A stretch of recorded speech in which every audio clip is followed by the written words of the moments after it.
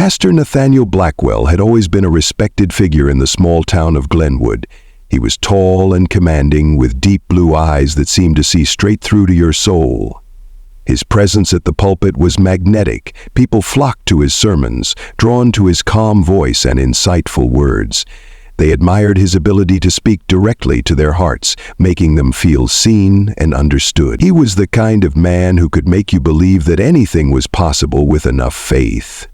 It wasn't just his sermons that made him loved, though. Nathaniel was a kind, generous man, always helping those in need, organizing food drives, charity events, and programs to support the homeless.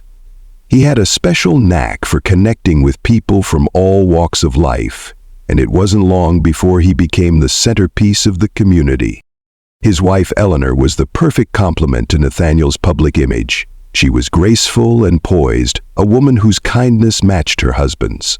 The two of them made an impeccable couple, attending every social gathering, hosting dinners for church members, and even leading group prayer sessions in their home. Eleanor's love and support were unwavering, and Nathaniel, for all his charm and charisma, relied on her as his rock. They had been married for 12 years, and to the outside world, their marriage seemed like a fairy tale. People often spoke of their perfect partnership, how they seemed in sync with one another, as if they were two halves of a whole. Their home was a beautiful one, nestled on the edge of Glenwood, far enough from the hustle of the town to be peaceful, yet close enough to walk to the church. The large white house was often filled with laughter, soft conversations, and the aroma of Eleanor's home-cooked meals. On Sunday afternoons after the service, Nathaniel and Eleanor would host gatherings for the congregation, providing a warm and welcoming atmosphere for people to relax and connect. The community admired them, and Nathaniel's position at the church seemed like a calling he was born to fulfill. Yet, despite the picture-perfect life they led, there was something brewing beneath the surface, something that no one could have predicted. Nathaniel was known for his late nights at the church, staying long after the congregation had left. He claimed it was because he wanted to prepare for the upcoming services, but the truth was far more complicated. At the church, there was a group of nuns who served the community in various ways, teaching Sunday school, helping with charitable events, and offering spiritual guidance to those in need. Among them was Sister Claire, a young woman in her late 20s who had recently joined the convent. Sister Claire was quiet, serious, and deeply dedicated to her faith, yet there was an undeniable aura of mystery around her. She kept mostly to herself, preferring the solitude of the convent to social gatherings, and the townspeople spoke little of her. However, Nathaniel had taken a special interest in her. He saw in Claire a kindred spirit, someone who shared his passion for service and helping others. They began to meet regularly, initially to discuss church matters and later about more personal topics. Nathaniel found himself drawn to her in a way he hadn't anticipated. His marriage to Eleanor had become more routine over the years, their connection losing some of the spark it once had. With Claire, however, he felt a strange, magnetic pull, a connection that stirred something deep within him. But it was more than just admiration for her faith. Something unspoken lingered between them, something that neither of them was prepared to acknowledge. Sister Claire, too, felt the tension. She had taken vows to serve the church, but there was a growing part of her that questioned the life she had chosen. In Nathaniel's presence, she felt a mix of reverence and longing, two emotions that she could not reconcile, but despite the complexity of their relationship, they continued to meet, exchanging words, looks, and emotions that neither fully understood. And thus, a dangerous bond began to form, one that would remain hidden from the outside world, but whose consequences would eventually shatter everything. As the weeks passed, Nathaniel and Sister Claire's connection deepened, though neither dared to fully acknowledge the growing tension between them. What had started as innocent conversations about church events, community outreach, and the scriptures slowly transformed into personal exchanges. Moments where they would share bits and pieces of their lives, thoughts, and insecurities. Nathaniel found himself looking forward to these meetings more than he had ever anticipated. When they spoke, he could feel the weight of his responsibilities and his obligations to his wife Eleanor fade away. It was as though Claire gave him a sense of freedom he hadn't realized he was missing. For Claire, Nathaniel's presence was equally intoxicating. He was a man of strength and conviction, yet he showed vulnerability, something she rarely saw in others. Over time, she allowed herself to open up to him in ways she never thought possible. She spoke of her struggles as a nun, the doubts she sometimes felt about her vow of chastity, and the loneliness she endured. Nathaniel listened intently, offering comfort and understanding. He never judged her, never questioned her choices, and this compassion drew her in. But it wasn't just the conversations that created a bond. It was the way Nathaniel looked at her. His eyes, filled with quiet intensity, seemed to pierce through the surface and into her soul. Claire could feel the weight of that gaze, and it left her unsettled, yet oddly drawn to him. She had taken her vows seriously, committing herself to a life of service and spiritual purity, but something about Nathaniel made her question everything she had believed. Nathaniel, on the other hand, struggled with his own internal conflict. His feelings for Claire were undeniable, but he tried to push them aside, rationalizing them as nothing more than admiration for her devotion. He loved Eleanor, he told himself, and this connection with Claire was merely a product of the closeness they shared in their work for the church. But as the days went on, it became harder for him to ignore the growing pull between them. Their meetings became more frequent, and the nature of their interactions began to shift. What had once been discussions of charity events and church activities now lingered on the deeper aspects of their lives, moments when they could be vulnerable, moments when they could confess their doubts and fears. The physical distance between them began to shrink, until one day, as they stood together in the chapel, their eyes locked in a way that neither could deny. In that moment, a silent understanding passed between them. It was as though both knew where this was headed, but neither was willing to stop it. Nathaniel's life, once filled with purpose and direction, began to blur. His thoughts were consumed by Claire. The sermons he once delivered with clarity now seemed distant, as if he were speaking in a haze. He would find himself distracted, lost in his thoughts, replaying conversations with Claire in his mind. The church became a place where his professional duties took a backseat to the growing emotions he couldn't control. He tried to focus on his marriage, but the rift between him and Eleanor had grown, even if she hadn't yet noticed it. Sister Claire, too, began to feel the weight of their secret. She had taken vows of chastity, of purity, but the emotional and physical longing she felt toward Nathaniel was something that gnawed at her conscience. She spent long hours praying, seeking guidance from her faith, but every prayer seemed to go unanswered. The connection she felt with Nathaniel was no longer something she could easily dismiss as mere infatuation. It was real, and it was dangerous. As the meetings continued, it became harder for them to remain professional and distant. The spark between them was no longer something they could hide. They were caught in a whirlwind of emotions they neither had the tools nor the courage to escape.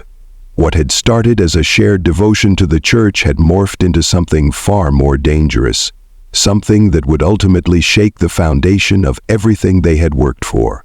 Neither of them knew it yet, but they were standing on the edge of a cliff, and the fall would be catastrophic. The choices they were making in the shadows would soon be exposed to the light, and neither of them could foresee the devastation that was coming. Eleanor had always trusted Nathaniel completely. Their marriage had been built on a foundation of love, respect, and mutual understanding. She had always known the demands of Nathaniel's position in the church could sometimes take him away from home, especially in the evenings when he stayed late to prepare his sermons. However, over the past few months, Eleanor began to feel a subtle shift in their relationship. Nathaniel, once so attentive and present, started to seem distant. His warm smile, the one that had always greeted her after a long day, had become a rare occurrence. Instead, she found him lost in thought, distracted, or coming home later than usual, with vague explanations for his absence. It wasn't that Nathaniel had ever given her a reason to doubt him. Eleanor's concerns were born more from a feeling, an intuition she couldn't ignore. She was no stranger to the demands of his work. She had always understood his role in the church and supported him wholeheartedly. But lately it seemed as if something else was pulling him away from her, something she couldn't quite put her finger on. The more time passed, the more the feeling gnawed at her. At first, Eleanor tried to dismiss it as nothing more than stress. After all, Nathaniel had been spending more time organizing community events, and the church had been more crowded than usual with new parishioners. But when she noticed that he wasn't as engaged during their quiet moments together, she couldn't shake the feeling that there was something more going on. It started with small signs. Nathaniel would leave the house early in the morning, claiming there was a last-minute meeting at the church. But when Eleanor called to check in, he would always be vague about his whereabouts, saying that he had stayed longer than expected. The once shared evening dinners became lonely affairs, as Nathaniel would often retreat to his study after their meal, leaving Eleanor to eat in solitude. The turning point came one evening when Eleanor decided to follow him. She had no proof, no concrete reason to suspect anything, but the sense of unease that had been growing within her told her that something wasn't right. The night was chilly, and the streets were quiet as she trailed Nathaniel from their house. She moved carefully, making sure to stay out of sight.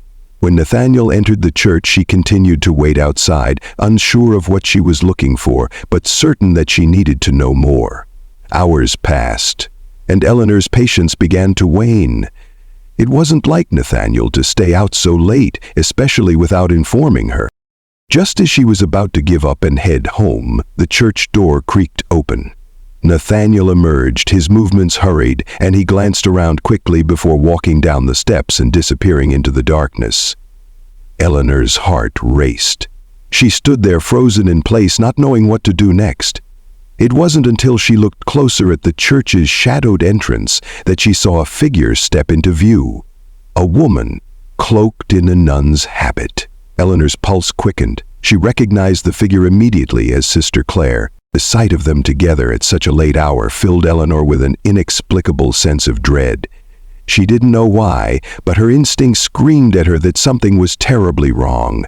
Her gaze lingered on the two figures as they exchanged words in low voices, and then, almost too quietly to hear, the door to the church closed behind them. Eleanor quickly turned away, her heart pounding in her chest. She didn't know exactly what was happening, but she knew something was happening. Her mind raced with the possibility of betrayal, and though she didn't want to admit it, she couldn't ignore the overwhelming suspicion that had settled in her gut. The next day, Eleanor tried to act normal, as though nothing had changed, but the silence between her and Nathaniel felt unbearable. She watched him carefully, noting how he seemed to avoid her gaze, how he appeared lost in thought as he prepared for Sunday's service. He was more distant than ever, and every interaction felt strained. He seemed oblivious to the tension in the air, to the fact that Eleanor's questions, though unspoken, were becoming louder in her mind. Eleanor decided to take another step. She had to know the truth, whatever it was. When Nathaniel left the house that evening, she did the unthinkable. She searched his study. It was a violation of trust, something she had never done before, but she needed answers. Her hands trembled as she sifted through the papers on his desk. That was when she found it. An old letter hidden in the back of his Bible. A letter that contained cryptic words that made her stomach churn. It wasn't much, just a few lines of writing, but it was enough to send a shockwave through her. The words were written in a way that hinted at something deeply personal, something that went beyond the boundaries of their relationship. It wasn't just the late nights, the distant behavior, or the cryptic letter. It was the sudden realization that Nathaniel's affection for her had changed. Something or someone had been taking his attention away, and Eleanor wasn't sure if she could handle the truth when she finally confronted him. The moment of confrontation came when Eleanor could no longer ignore the growing suspicion that had consumed her for weeks. She had spent days wrestling with the truth, unsure whether she was overreacting or if her intuition was finally right, but when she found the letter hidden in Nathaniel's Bible, it confirmed her worst fears. There was no more room for doubt. The distance between them had become too wide, and the secret that Nathaniel had been hiding was now just one step away from being exposed. The next evening, as the sun set and the church bell tolled, Eleanor decided she could no longer wait. She needed answers. Nathaniel had left the house once again, claiming there was an urgent church matter that needed his attention. His voice had been calm, too calm, almost robotic as he went through the motions of a normal evening, but Eleanor could see through the facade. She knew he wasn't telling her everything. As he left, she quietly followed, staying far behind, her heart pounding in her chest. Her footsteps felt heavier than usual, each one echoing the anxiety that had been building within her. "Aren't you?" She trailed him toward the church, just as she had done before, but this time her resolve was stronger. She couldn't turn back now. She had to know the truth. As she reached the church, she hid behind the shadows of the nearby trees, her eyes fixed on the door, waiting. The minutes dragged on in a blur, her mind racing with questions, each one more painful than the last. What had she seen that night? Who was he meeting in the church at these late hours? Eleanor's grip on her coat tightened as she watched the faint light from inside the church flicker in the distance. She thought she saw movement inside, but the door remained closed. And then, just as the night seemed to stretch endlessly, the door creaked open. Nathaniel stepped out first, but this time he wasn't alone. Sister Claire emerged behind him, her white habit glowing in the moonlight. They stood in the doorway for a moment, speaking in hushed tones. Eleanor's breath caught in her throat. The warmth she had once felt for Nathaniel now turned to ice. She knew then, without a shadow of a doubt, that there was more to their relationship than she had ever imagined. For a few moments, Eleanor simply watched, her body frozen in place as Nathaniel and Claire shared a brief exchange. The quiet words that passed between them were almost too soft to hear, but the connection was unmistakable. Eleanor's heart hammered in her chest as she took in the sight of them standing so close, so familiar with one another. The warmth that had once filled her home now felt foreign, replaced by the coldness of betrayal. The images of their conversations, their closeness, all those moments she had missed, suddenly they all clicked into place. The late nights, the distant glances, the way Nathaniel would leave the room whenever Eleanor came near, it all made sense now. She had been living in a lie, and the truth had been staring her in the face all along. Unable to watch any longer, Eleanor turned and quickly walked away from the church, her heart shattered into pieces. She couldn't bring herself to approach them, to confront them in that moment. The pain was too much, too raw. She didn't know what to do or where to go, so she walked aimlessly through the streets, tears welling in her eyes. The realization was suffocating. Nathaniel, the man she had trusted, the man she had loved, had betrayed her in the worst possible way. She had watched him, seen him with Claire, and yet she still couldn't wrap her mind around it. Eleanor found herself standing at the edge of the town, her hands trembling. She didn't know how long she had been walking, but the cold air seemed to clear her mind. It was time to make a decision. She couldn't keep pretending. She couldn't go back to the life she had known before. That night, she didn't go home. Instead, she spent hours walking the streets, trying to understand what had happened, trying to make sense of the man she thought she knew so well. Eventually, exhaustion took over, and Eleanor found a small bench near a quiet park. She sat there, tears still flowing down her cheeks, and she let herself grieve. She wasn't sure what the future held, but one thing was certain. She couldn't stay with Nathaniel anymore. She couldn't keep pretending everything was fine. The truth had come to light, and there was no going back. The next day, Eleanor returned home, but the house felt different. The familiar scent of their home, the warmth of their shared spaces, everything now felt foreign. She waited until Nathaniel returned, and when he did, she knew it was time. There would be no more silence, no more waiting. Eleanor had seen enough. She would confront him, and whatever happened after that would mark the end of the life they had built together. The confrontation between Eleanor and Nathaniel was inevitable. The house that had once been filled with love and laughter now felt cold and distant, a stark reflection of the tension that had built up over weeks of silence and suspicion. Eleanor had spent the entire night thinking, replaying every moment she had shared with Nathaniel, every memory that now seemed tainted by the revelation she had witnessed. She was no longer the trusting wife who believed in the sanctity of her marriage. She was a woman shattered by betrayal, desperate for the truth, no matter how painful it might be. When Nathaniel walked through the door that evening, Eleanor was already waiting. The house was quiet, the only sound the faint ticking of the old clock on the wall. He didn't notice the change in the atmosphere at first. His movements were as they always had been, casual and unassuming. But there was a noticeable tension in his shoulders that hadn't been there before. He hadn't expected Eleanor to be home. She had never questioned him before, never followed him, never sought answers. But now she had, and the truth was slowly inching toward him, like a storm on the horizon. Eleanor stood in the living room, her eyes fixed on him, her heart heavy with the burden of the words she had to say. Nathaniel froze when he saw the expression on her face. There was no warmth, no understanding in her gaze, only a coldness that chilled him to his core. He could see it in her eyes before she even spoke. She knew. "Eleanor, what's going on?" Nathaniel asked, trying to sound normal, but his voice faltered slightly. Eleanor didn't reply right away. She simply looked at him, letting the silence hang between them, thick and suffocating. It was as if she were searching for something in him, some shred of the man she had once loved, some part of him that had remained true. But she found nothing. "You've been lying to me, Nathaniel," she said, her voice calm, but each word carried the weight of years of trust shattered in an instant. Nathaniel's face paled, and his breath caught in his throat. He hadn't expected this.